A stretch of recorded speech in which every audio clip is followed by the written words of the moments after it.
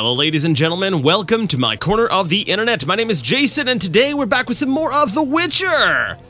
I'm glad my sentence ended there because I couldn't go any higher pitch. Anyways, last time I was kind of, going around trying to figure out what to do, where to go, stuff like that. And when I came across this wonderful little dwarven vendor and he's got books. So we bought a couple, there's still plenty more to buy and I do love the books. So we're gonna read a couple. We've neglected some of our reading. So at the beginning of the playthrough, I was doing all kinds of reading, but then I was like, maybe there just wasn't anything else to read, or whatever. It fell by the wayside. But let's do a little bit of reading here. Curses and the Cursed, a treatise dedicated to curses and creatures born of curses, strigas, werewolves, echinopse, and archspores, which we need to be able to complete a quest, if I recall correctly. We need to get some stuff off of some of those plant baddies over in the swamp. So the treatise deals with echinopse and archspores. It also discusses cases of lycanthropy and striga spells.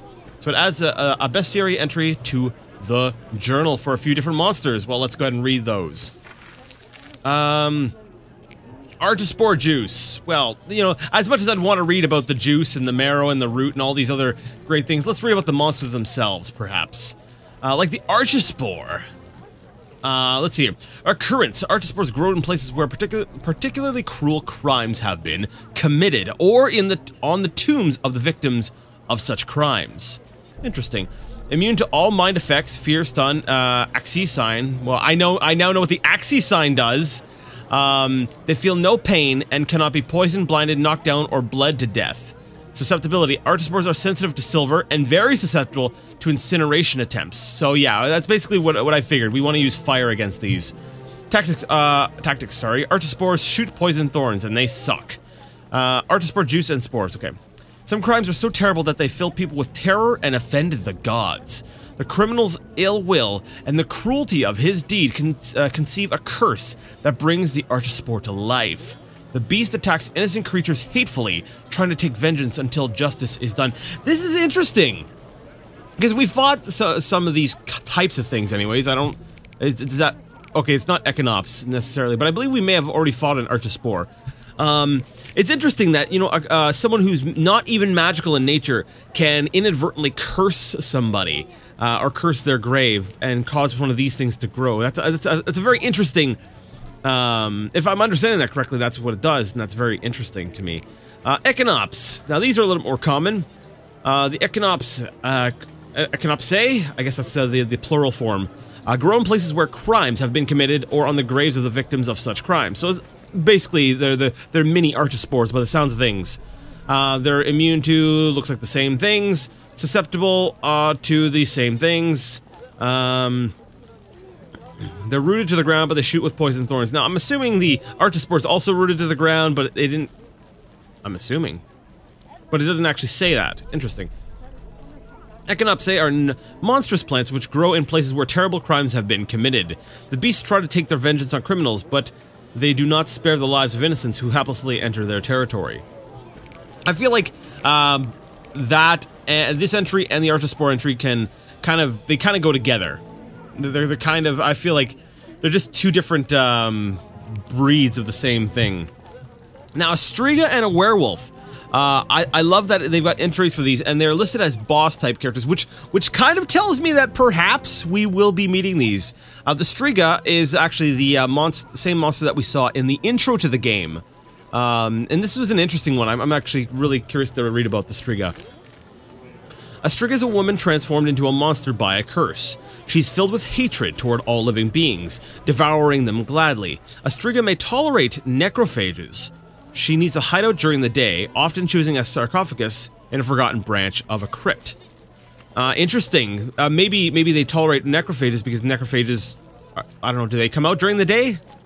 Maybe they can, like, sort of watch over the sarcophagus? Immunity. Immunity or resistant? Which one is it? Because immunity means they don't take any damage, resistance means they take less damage. Susceptibility. Sensitive to silver, a striga may be freed from her curse by those who survive a night near her sarcophagus. Is it near or in the sarcophagus? I thought you had to prevent her from actually being able to sleep in her sarcophagus. No, I guess that one makes sense, because they're not necessarily, the curse doesn't necessarily tie them to a sarcophagus. So you just need to survive a night near the sarcophagus. Maybe that's just how Geralt happened to do it. He's like, the safest way to do this is just to seal myself in the sarcophagus. I'll survive the night. That's an interesting take on a curse. That the way to reverse it is just to survive. Survive around it for a night. Tactics. Striga is a very... Is that italic? Anyways, is a very strong and agile creature, but not as resilient as she might seem. She attacks by surprise and tries to tear opponents to pieces without giving them a chance to fight back. Near her sarcophagus, Striga is always stronger. Oh, that makes it even more interesting. Interesting. And we can get a Striga heart from that. Where does it come from? Spells? Magic? I have no idea, sire. The sages research these phenomena. For us witchers, it is enough to know that strong will may create them. We also like to know how to fight them. And kill them? Most frequently, yes. That is what we are usually paid for. Few want the spell lifted. People usually just want to be protected. If the monster has killed people, revenge may be another motive. You know, it's been a while since I read, The Last Wish, but I feel like that might be a quote from the book. Anyways, you know, we'll read one more. We'll read up on the werewolf, and then we'll get out there. We'll get out adventuring. Werewolves are lycanthropes, which means that they are shape changers. Humans transform into werewolves as a result of curses. The creatures lurk near human settlements. Immunity. They are resistant to steel and most effects. Susceptibility is sensitive to silver. Not really surprised there. Tactics. They attack with fury and like to be on the offensive, confident of their resistance to conventional weapons. Alright, so they probably don't have a lot of, we'll say, good defensive stats, which means, you know, break out a silver sword and you'll tear them to shreds. Baron Wolfstein buried his face in his hands. His heart was throbbing. Suddenly the scent of his wife's blood and the blood of his children intensified. The Baron's body swelled as his muscles grew. His noble attire fell in tatters on the marble floor. My beloved, you are so hairy. You are a werewolf! Bianca went pale. What about our love? In reply, she heard a terrifying roar. Danielle Stone, The Curse of Baron Wolfstein, and Other Love Stories. Oh, I want to read that one. That sounds like a fun book. Alright. We'll save some of these for another time. For now, I have business elsewhere. Siegfried, we haven't seen you in a little while. Geralt, I was wondering if you'd care to join the Order. Well... Before you say no, let me give you some details. Oh, okay. I've actually got a choice here. You know what? Let's hear the details. Come on. All right. Allow me to draw your attention to a few important matters. Primo, the Order was created to serve humble folk. Secundo, anyone can join, peasant, nobleman, or witcher. Tertio, Knights of the Order enjoy many privileges. I've heard enough. Quarto, Knights of the Order pursue monsters. What do you think? No thanks. Oh, I tried. I saw him there and I got a comment by Silversad, I believe. Crap. Must double check. Yep. All right. Oh no, come back. I'm not done. Anyways, telling me that basically, we'll say pushing me in the direction of checking out the cemetery crypt, but I can never get in there. So I was running around a little bit trying to figure out if there's a way to get in there. And apparently the watch captain, and I just happened to see Siegfried and I said, hey, maybe I can talk to him, but it looks like Siegfried doesn't really have anything else to add. And I don't know where the watchman guy is.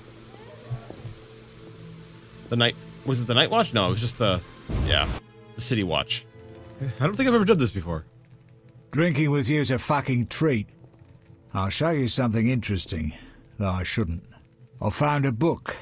Redanian Intelligence, a history. Everybody thought this damn scroll had disappeared. Cool. Received Shadow People as a story of something. Okay, let me take a look.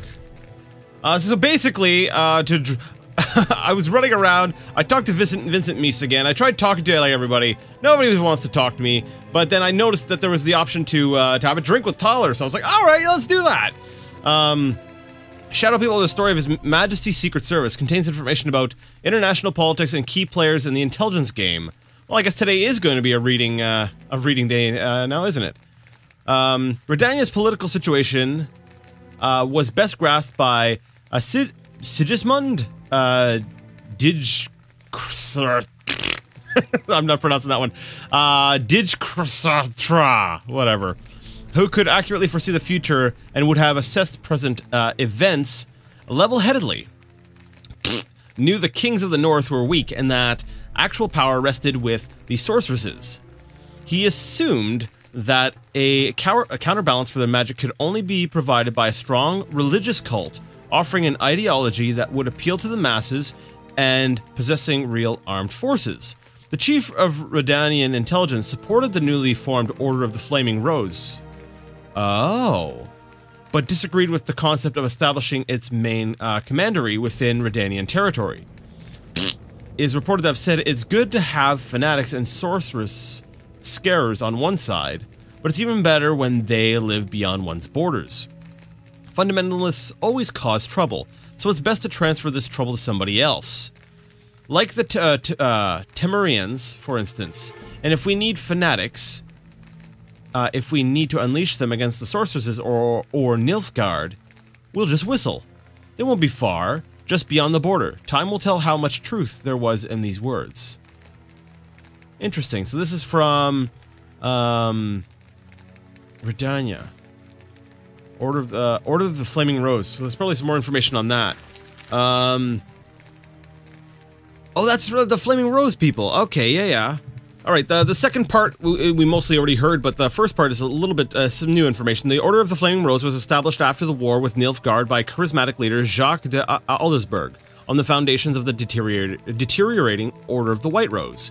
De Aldesberg's aim was to protect the people from monsters and other evils, and to promote belief in the eternal fire. The Order's headquarters are located in Vizima, so this is their actual headquarters, with numerous commanderies spread across the whole of Temeria. Now, if we look at the map, I believe we can actually look at our world map. So Temeria, oh wow, this entire thing is Temeria. Oh, right here, yeah, okay, so we got Temeria up here. So this is Temeria, wait a second. So this is water, okay. I thought that was like a border, I was like, that's weird. So this whole land here is Temeria. This big, and then we have Redania up here, and then we've got, the Northern Kingdoms. Oh no, they're all the Northern Kingdoms. Can I zoom in on this?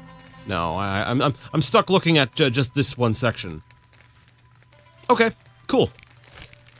Is that it though? Tyler, you got anything else for me? I can barely walk. Not now. No, not now.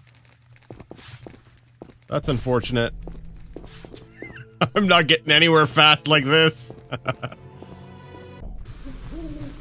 Alright, so I left and went back in to see if he had anything else to say, and no, he's got nothing else to say. I have basically questioned everyone in Vizima at this point. I guess we'll go to the swamp? That's my guess. Yeah, we've got those, some Econops to kill, I believe, for one of our quests. We still have the, do we have the Archospore? I think we may have already killed the Archospore. Whatever, we got some plants to kill in the swamp, as well as finding another, well, there was that weird, monster that was hanging out by, the clay pits, and then there was, yeah, so there's some stuff to do in the swamp, so I think that's where we will head. However, if I'm remembering correctly, I don't think the ferry is, necessarily running at night, so I might have to, well, there's a campfire I can rest at, and then I'll head on back over to the swamp. Yeah, I'll see you there. I forgot. If you pull out a weapon, Geralt runs just fine. You just can't carry the weapon indoors. So as soon as you get outside, just pull out a weapon, and then Geralt will be able to run all over the place, even though he's, you know, he's staggeringly drunk. Sup, crazy lady? How's it going? The Water Lords and I. Well, I completely forgot about this little, detail. Coxine, an alchemist, claims you know about the tower's mage and its sentry. Kalkstein, an alchemist, claims you know about the tower's mage and its sentry. A powerful sorcerer once lived in the swamp, an apprentice his only companion. All changed when a woman entered his life. A fairy tale beginning. But the end differs, for a wicked woman she was. He fulfilled all her wishes and she took advantage of his might. Who was the woman? Unimportant. I'm listening. Blind love spelled the mage's demise. He called upon forces he could not control and died. What about the guard? The mage's lover could tell fortunes, and the mage created a deck of extraordinary tarot cards. He illustrated a future event on each card. And? Golems guarded the mage's dwelling. Those spared the ravages of time survive at the cemetery, where they remain motionless. One of them is the guard? Yes, the most powerful golem acted as sentry. The tower card depicts how the golem can be revived. In turn, this will open the tower anew. Take this card. I no longer need it. Oh, okay, there we go. I need to discuss this with Kalkstein. Oh, but he's angry with me right now. Because I was all like, hey, even though I don't actually... Even though I have severe doubts that you're actually guilty, I'm going to accuse you anyways. We live to believe. We believe to live eternally. Are the sacrificial animals ready? Indeed. The night of appeasement approaches. Each sacrifice brings closer the underwater kingdom. Let us await the configuration of stars, for nothing is above the Lord's. Sorry, I had to listen to that exchange. I was like, that's an interesting little, exchange. Alright, well, that means I gotta talk to Kalkstein. Let me see, is it the card? I'm assuming that's yeah, it's in my, quest items. It depicts a burning tower being struck by lightning as two figures fall from the top. Yeah, that sounds like something that's in my future. Alright, let's, there's the place of power. I actually want to get some more experience. So I figured I'd go through, kill some, drowners and stuff. Why? Because, hey, you can always use more money and more experience. So I'm gonna do this, head over to, the place of power and teleport back to Kalkstein's place. And, I'll be back with you guys. Holy crap! So, you can't always, land a hit with your, strong style. But when you do, basically your first two hits kill the drowner outright. So, that's kind of nice. If only the hits were a little bit more accurate, I might actually just use that, for every drowner I come across, because it's just death. It's weird, I hear it, but it's not here. Man, I should've just gone on the boat. Like, I could hear it. Yeah, like, I could see it from here, the other one from here. Alright, so I'll go here, and we'll teleport over to Kalkstein. Maybe I can say I'm sorry. So I'm not sure. Alright, here we are, Kalkstein's laboratory. Please talk to me, I need to be able to talk to you. Kalkstein's house. We're in the middle of the day. I guess he's not downstairs, he is... Oh, he's up here! The formula needs rethinking. Get lost and don't return. Alright, well, let's just... Good luck, or Vaska helped me to locate the Tower Tarot card. It describes... Vaska helped me locate the Tower Tarot card. It describes how to wake the sentry. Place a lightning rod on the sentry and wait for a storm. Is that it? I must find a craftsman who will make a lightning rod for me. Oh, come on, Kalkstein, don't be that way. Get lost and don't return. Good luck. Oh, man. I'm really starting to have doubts. Well, no, I had doubts the second I did it, but I was feeling desperate. I was like, I don't know what else, I was like, I don't know what else to do. That was the only option, so I was like, maybe I need to accuse him for it to start the next, oh look, a storm, just what we need. If only I already had the lightning rod. I guess the blacksmith people could probably do it. That's where I would go for a lightning rod. I detest this weather. Let's go ahead and talk to the order merchant or the armorer, one of these guys, and be like, hey, can you guys hook us up with a big piece of metal? Can you make me a lightning rod? He's like, no, I can't transmogrify you. I'm like, no, I mean, like, make one out of metal. Can you make a lightning rod? What's that? A long metal rod. Should have said. But no, I'm a swordsmith and devote my time to the order. What if I give you a donation to the Order? Say 70 orens? Very well. Come back later. I can't start just now. What? What's this? I must bring 70 orens to the armorer. All right. Come back later. Come back later. Really? Is there gonna be one of those, go indoors and then come back outdoors and we'll be, good to talk things? Alright, I guess we'll run into the detective's house and then come back out. That'll be later, right? Or does he mean, like, come see me, like, right before nighttime? I guess that's possible. Yeah. We'll go ahead and try to talk to him again. I'm really not liking how this chapter's playing out for me right now. I feel like there's things that obviously just don't feel right. I'm like, I'm making wrong decisions. I'm not making decisions I wanted to. I started to feel like I started thinking that maybe, you know, to fix the game, to fix how things were all mixed up, that I had to play in a very certain way, and I think by doing so, I should have just stuck to how I normally wanted to play. Okay. Is the lightning, metal rod ready? Is the lightning metal rod ready? Yes. Oh, okay, cool. Here's 70 orens. Here's 70 orens. Thanks. I'll be sure it goes to a worthy cause. I bet you will. Okay. Let's, I must go to the druids in the swamp and find a way to create a storm. We can't just wait for a storm, because they're happening constantly. Alright, well, you know what, guys? I'm way out of time here. And it looks like I'm heading back to the swamp, even though, man, my money's getting low, isn't it? Because that cost me 70 orens, I am down to 110, so I'm kind of broke at the moment. Kind of. I should be able to take the ferry across, and every time I go there, I end up killing more drowners, and that's basically money right there. So it pays for itself, but yeah. Alright, I'm gonna head to the ferryman, we're gonna go across, Take me. I guess next time we will Wait. How many?